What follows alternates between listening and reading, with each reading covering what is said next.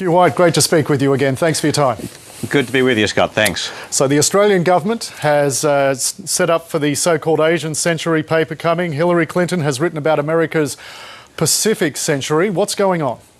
Well, pretty interesting difference in terminology there. I think what both countries are wrestling with, what both governments are wrestling with, is the immense significance of the rise of Asia and, of course, particularly the rise of China. And how we interpret that, what it means for Asia, what it means for America, what it means for Australia is something which I think both countries, both governments are really wrestling with.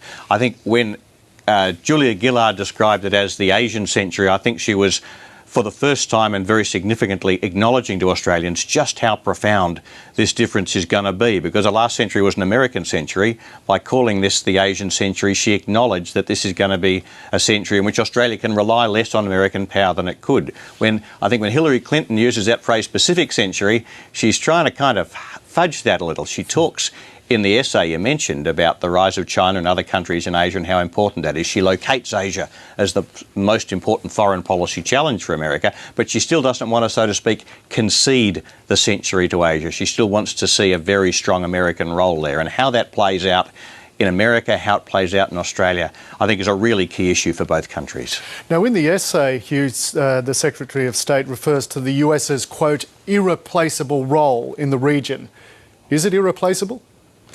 Look, I think it's terribly important that the United States continues to play a role in Asia, and one of the important things in Hillary Clinton's essay is that she repudiates the kind of isolationist strand in American thinking, which I think is always there, and she tells Americans we mustn't abandon Asia. But I think that's only half the debate, because the real question for America is not just whether or not it stays engaged in Asia. Of course it should, but how does it stay engaged? What's the form of its engagement? And what you can see in Clinton's speech is a kind of an uncertainty about whether America should stay engaged in the way it has in the past as an undisputed leader, or whether it should soften its position and start to share power with China.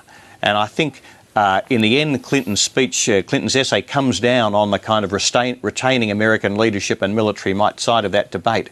But what's interesting about the essay is I think for the first time in an official American sort of statement, we begin to see an understanding of how hard that's going to be for America as China's power grows, as its own resources become more strained. Because it's not just the US who has that idea of exceptionalism. You mentioned that maybe they're moving away from isolationism, but exceptionalism remains. And another Absolutely. power that has that very strongly, of course, is China. It goes back a couple of millennia with the Middle Kingdom idea. How are these two concepts of we are exceptional going to balance out, and what does it mean for the rest of us? Well, look, that is the big question. That is the absolute drama of the Asian century, the Pacific century, whatever you want to call it. We have China, which with its great sense of past glory, its terrific pride in its present achievements and its great confidence in its future, obviously aspires to play a much stronger leadership role in Asia. And how strong it wants to be, how big a leader it wants to be is anybody's guess, but it obviously wants to do much more than it has in the past. Whereas America, exactly as you say, has always seen itself as an unparalleled leader in global affairs. And there's a very strong instinct there, reflected in Clinton's essay, that America wants to keep leading too. And the fact is they can't both lead. One or other is going to lead, or they're going to have to share leadership. And I think the real challenge for Australia, from our point of view, is that we want America to stay engaged. We don't want China to dominate. We don't want them to be conflicted with one another, so we want them to find a way to kind of share leadership. And that's going to require very big compromises, very big sacrifices from both of them.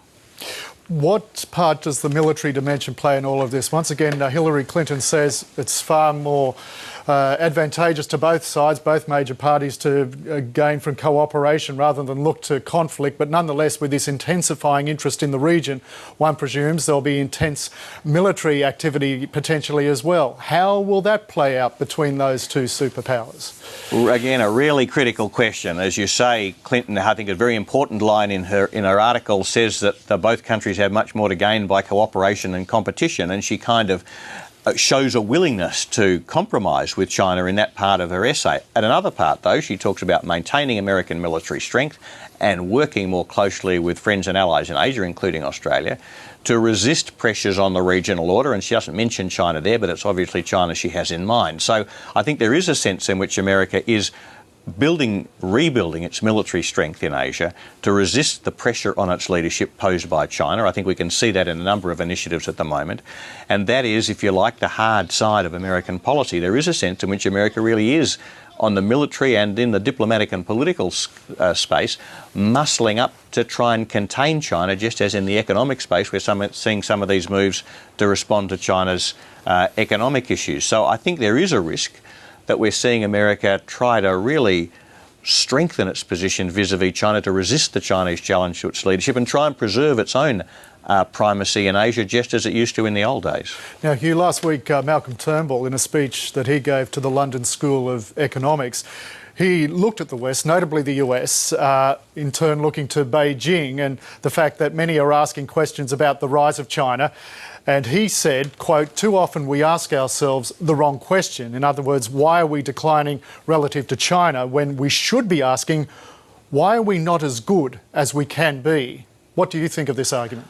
Look, I think it's a really critical point. A very interesting speech by Malcolm Turnbull. I think in some ways the most interesting speech given by any Australian senior political figure on the whole question of China's rise and what it means for Australia in a very long time.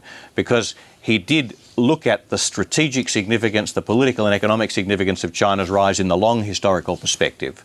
He did ask that deeper question about if we shouldn't just think of this, it's not really at all an issue of America's decline, for example, or the West's decline. It's a question of China's rise.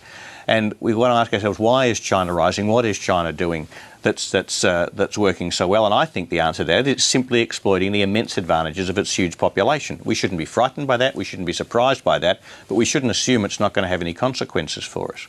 But the other really interesting thing about Turnbull's speech was that he made this point that as China grows, it's not going to make sense for the United States to continue to try and dominate Asia the way it used to.